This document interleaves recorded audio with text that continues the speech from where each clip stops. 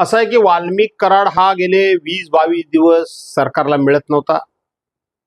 खूप मोठं सरकार अशा पद्धतीचा आव आणत होतं की आम्ही वाल्मिक कराडला सगळ्या ठिकाणी जाऊन शोधतोय, आम्ही त्याची प्रॉपर्टी जप्त करतोय, आम्ही घरच्या लोकांना ताब्यात घेतोय आणि सरकार किती कर्तव्यदक्ष आहे हे दाखवण्याचा प्रयत्न सरकारचा होता.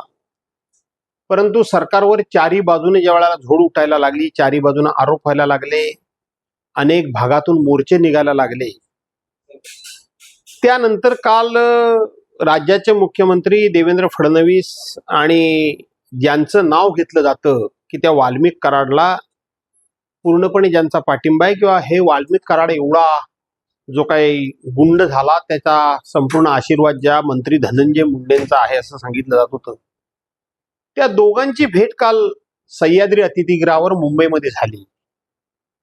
त्या दोघांची भेट झाली आणि पोलीस जर सगळे नाकेबंदी करून होते तर वाल्मिक कराड स्वतःहून सरेंडर झाला, स्वतःहून शरण झाला, पोलीस स्टेशन मध्ये गेला.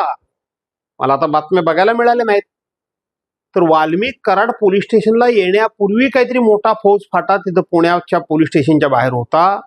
स्वतः डीवायएसपी दर्जाचे अधिकारी तिथं होते आणि वाल्मिक कराड हा सरळ सरळ हा पोलीस स्टेशनमध्ये जाऊन शरण येतो. हा शरण येणं हे खऱ्या अर्थानं तो शरण आलाय का काल सह्याद्री अतिथीगृहावर 2 नेत्यांची भेट झाली त्याचा हा परिणाम आहे, याचा महाराष्ट्र शोध घेईल. आपल्याला वाटतं